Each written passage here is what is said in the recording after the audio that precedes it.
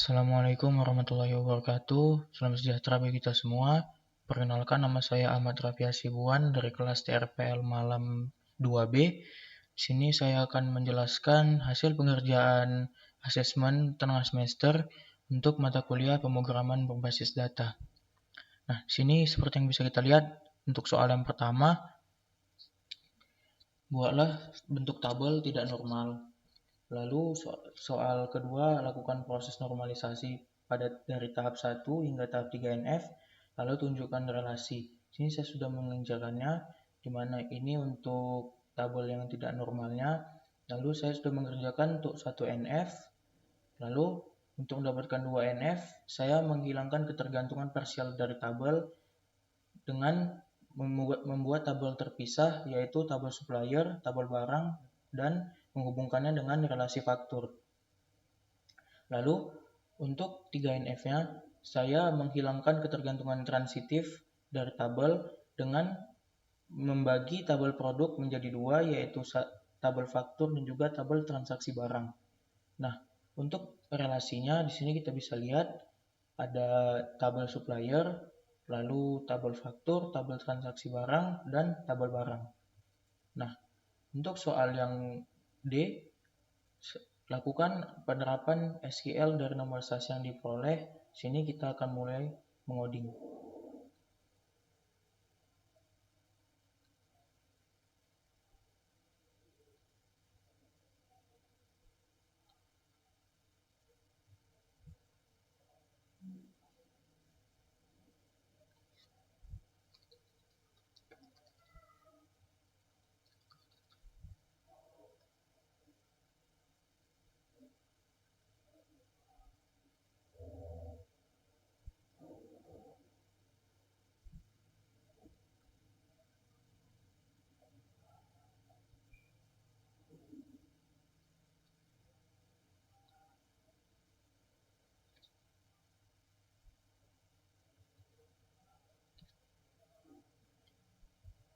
Sini saya membuat create tabel supplier dengan kolom kode supplier dan juga nama supplier, lalu create tabel barang dengan kolom kode barang, nama barang, dan harga.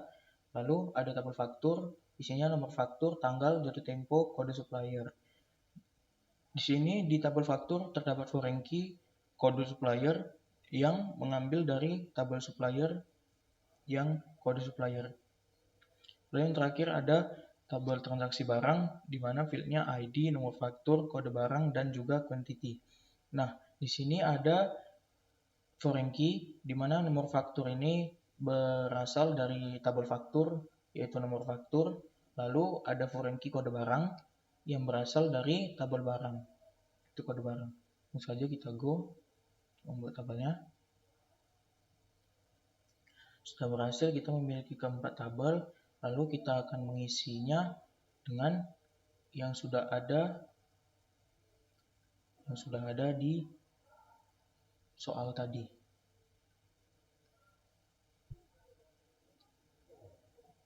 Di sini kita akan membuat yang pertama insert into supplier. Kita memasukkan ke tabel supplier dengan isi G01 dengan nama Gobel Nustra dan S02 dengan nama Hitachi. Lalu kita masukkan kode barang. Kita masukkan ke tabel barang, di mana kode barangnya itu R01, yaitu nama barangnya rice cooker dengan harga 150.000. Lalu ada barang AC Spillit setengah PK dengan kode A01 dengan harga 1.350.000. Lalu ada AC Spillit 1 PK dengan kode barang A02 dengan harga 2 juta. Lalu kita memasukkan ke tabel faktur. Sini ada kode nomor fakturnya 779 dan 998. Ini tanggal jatuh tempo. Lalu ada kode dari suppliernya. Lalu kita memasukkan ke tabel transaksi barang. Di sini ada kode nomor faktur dan juga kode dari barangnya. Langsung saja kita go untuk memasukkan nilainya. Sudah berhasil. Sini kita bisa lihat di masing-masing tabel sudah ada isinya. Nah, lalu kita akan menjalankan soal yang kelima, yaitu proses DDL dan juga DML. Yang pertama kita akan melakukan DDL terlebih dahulu. Sini saya menggunakan perintah alter table. Alter table supplier, kita akan pindah ke tabel supplier lalu menambahkan kolom nomor HP dengan varchar dengan tipe data varchar, lalu isinya hanya 12. Sudah berhasil, kita lihat di tabel supplier sudah ada kolom nomor HP, lalu kita akan menjalankan DML dengan 5 record data.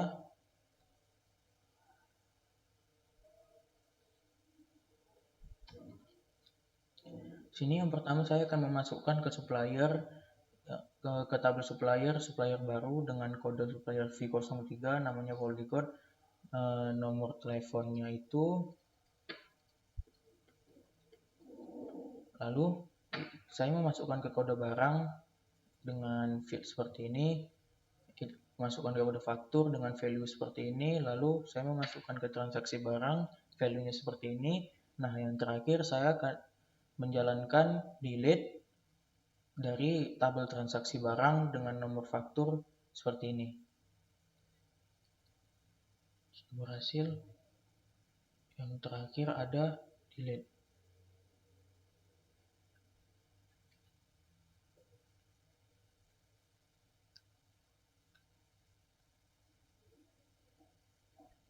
Sudah berhasil.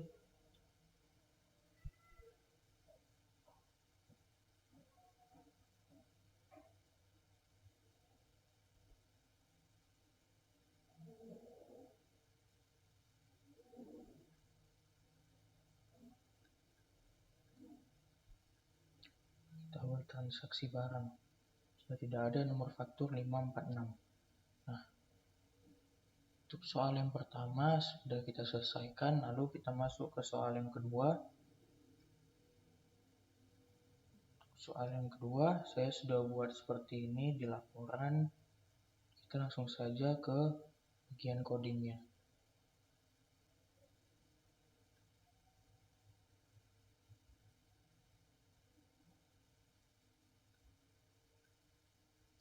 Database name-nya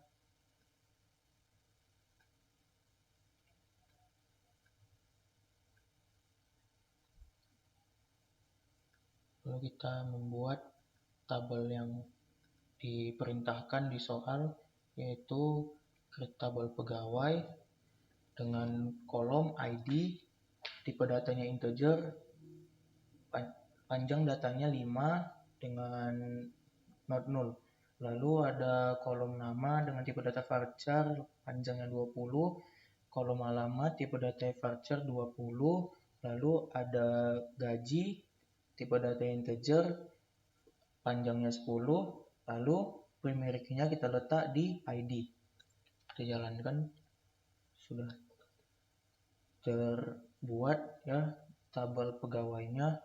Lalu mengikut soal, kita akan memasukkan data-data dari pegawai tersebut.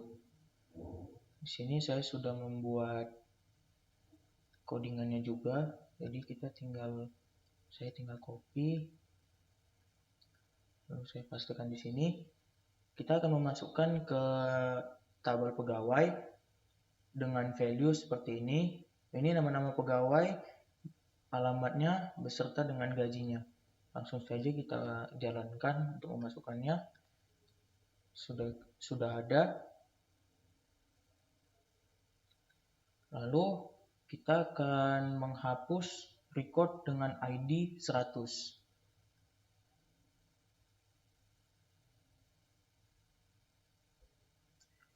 Saya sudah membuat juga untuk codingannya.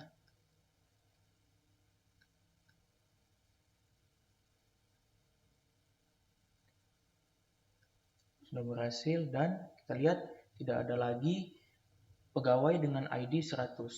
Lalu kita lihat Untuk selanjutnya, kita akan mengupdate data untuk pegawai dengan ID 101 dan 102.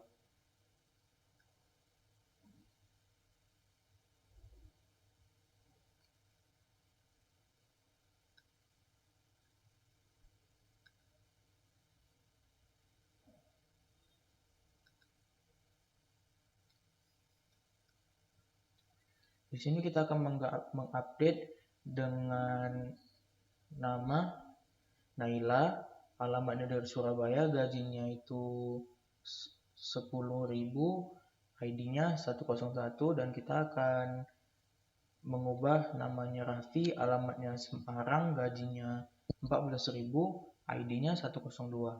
Kita jalankan. Sudah berhasil, kita lihat. Untuk 101 namanya Naila, 102 namanya Raffi. Oke, sudah bisa.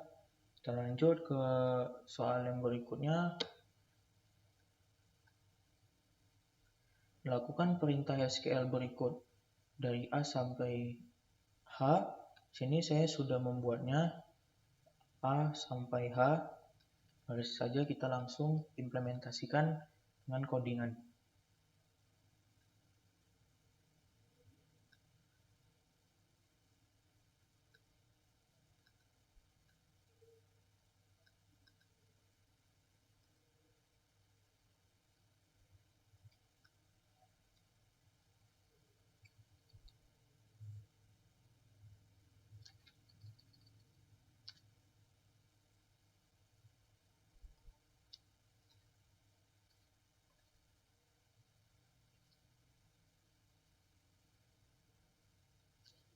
Nah, kalau yang baris pertama ini kita akan menjalankan soal yang A, lalu baris yang ketiga soal yang B, baris kelima soal yang C, baris ketujuh soal yang D, baris ke-9 itu soal yang E, baris ke-11 itu soal yang F, baris ke-13 itu soal yang G, baris yang ke-15 itu soal yang H.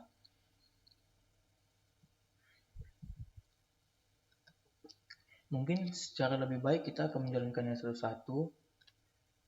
Nah, di sini sudah ditampilkan semua kolom dari tabel pegawai yang sudah muncul. Lalu kita masuk ke soal yang B, kolom nama dan gaji dari tabel pegawai.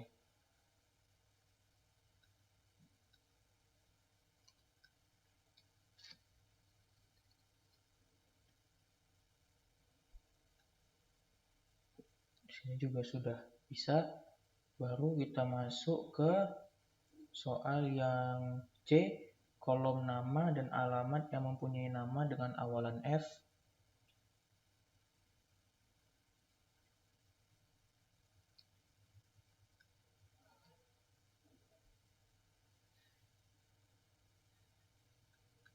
Nah, di sini sudah bisa kita lihat Fikri dan Faris dengan nama awalannya F.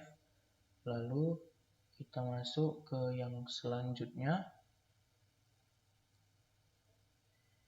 di mana disuruh kolom nama dan alamat yang mempunyai nama dengan akhiran N.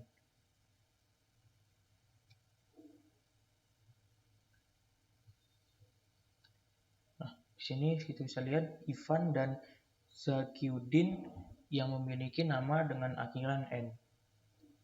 Lalu kita pergi lagi ke soal yang selanjutnya, yaitu E, di mana kolom nama dan gaji mempunyai gaji di atas 15.000.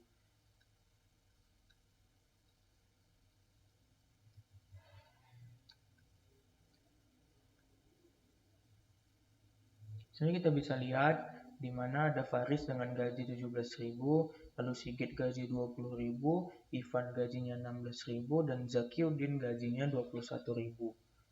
Lalu kita masuk ke soal yang selanjutnya, di mana dia menyuruh kolom nama, dan alamat, dan gaji yang bergaji di atas 13.000 dan beralamat di Surabaya. Langsung saja kita praktikkan codingannya.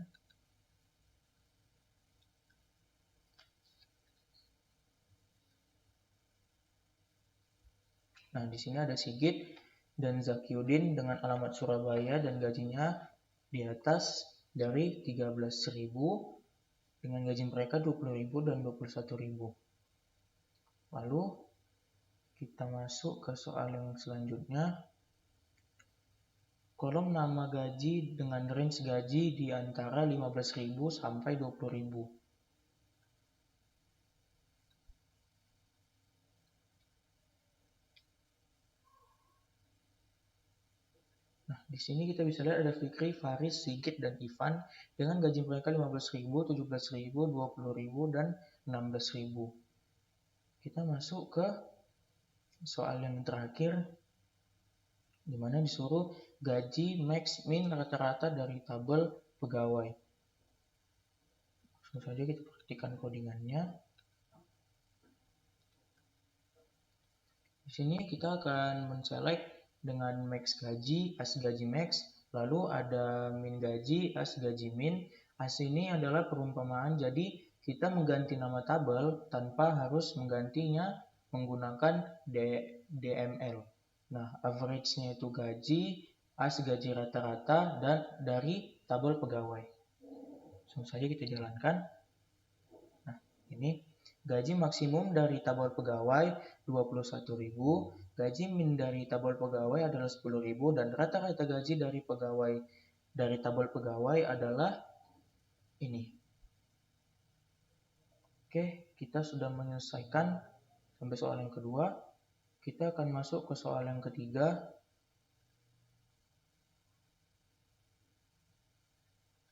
Sini saya sudah membuat juga di laporan. Untuk soal yang ketiga, kita akan membuat database baru dengan nama DBATS.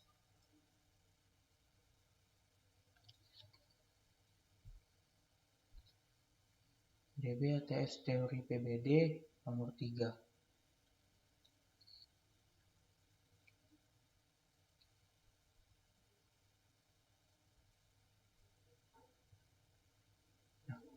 Langsung saja, seperti yang di soal dikatakan, kita akan membuat tabel dengan nama barang, dengan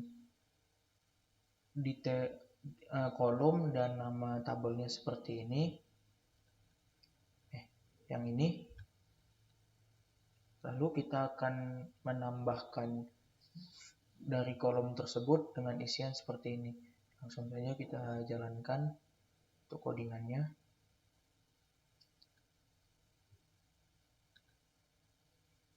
Pertama akan kita create tabel barang dengan kolom kode barang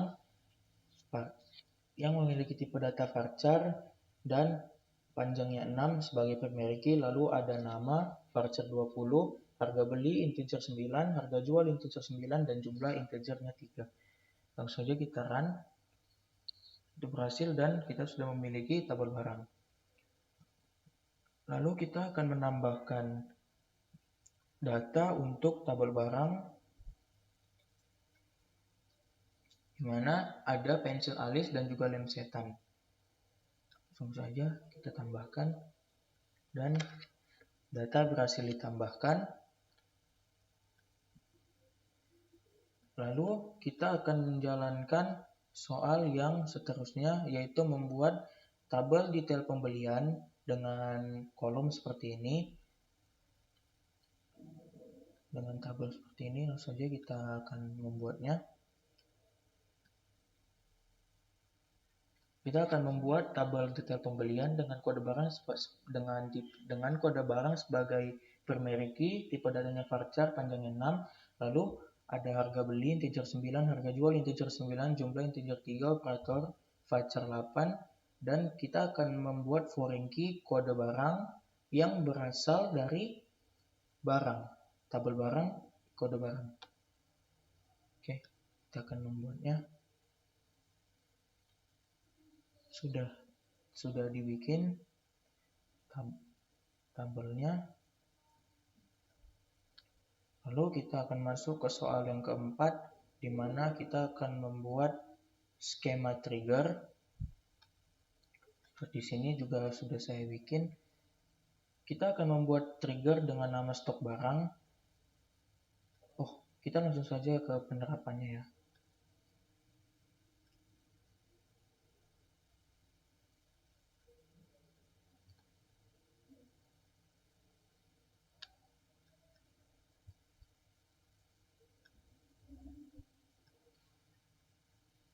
Kita akan memulai membuat trigger seperti yang diperintahkan.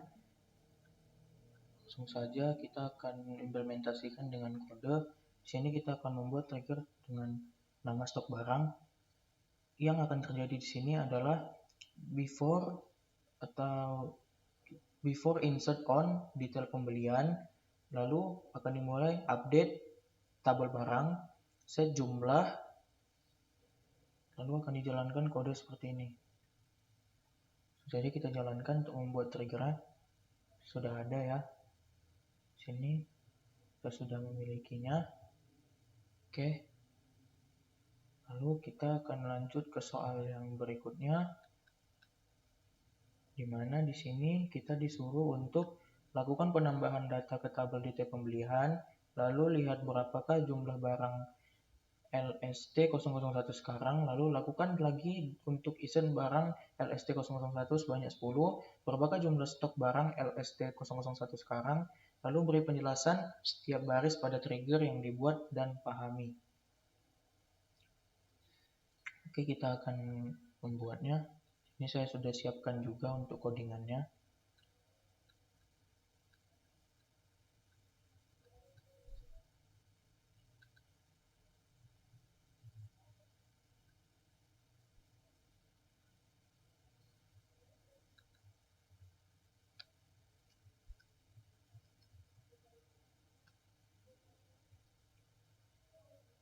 Detail pembelian.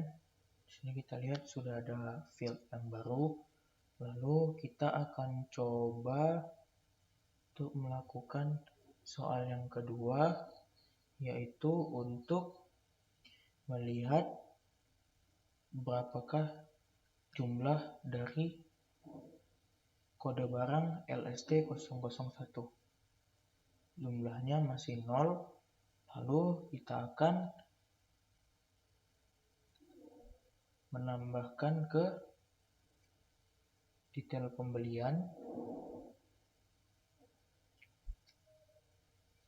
dengan jumlah. Kita akan melakukan insert lagi ke tabel detail pembelian. Sudah berhasil. Kita melihat sudah ada 2 lagi, dan kita akan melakukan soal seterusnya, di mana kita akan melihat berapakah jumlah dari kode barang LST001 sekarang.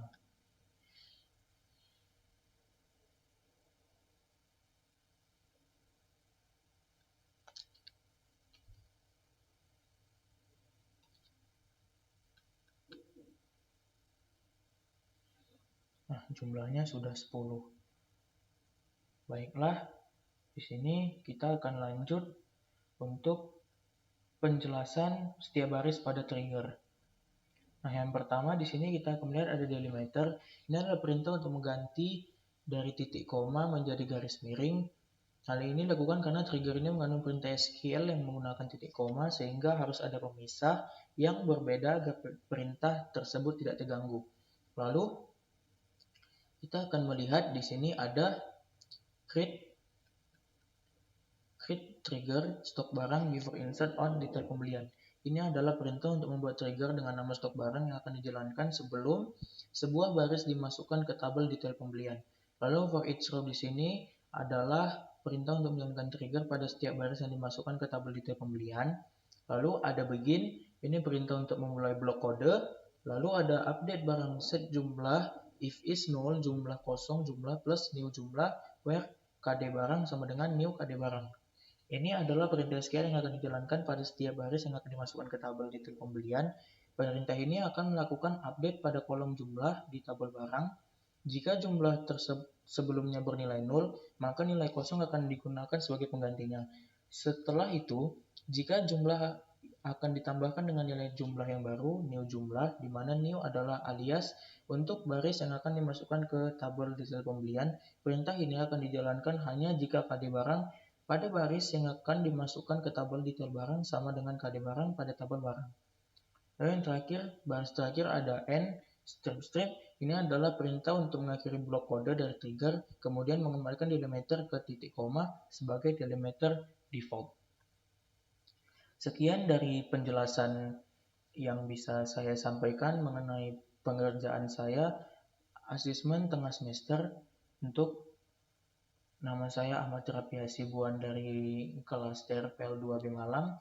Saya pamit undur diri. Assalamualaikum warahmatullahi wabarakatuh.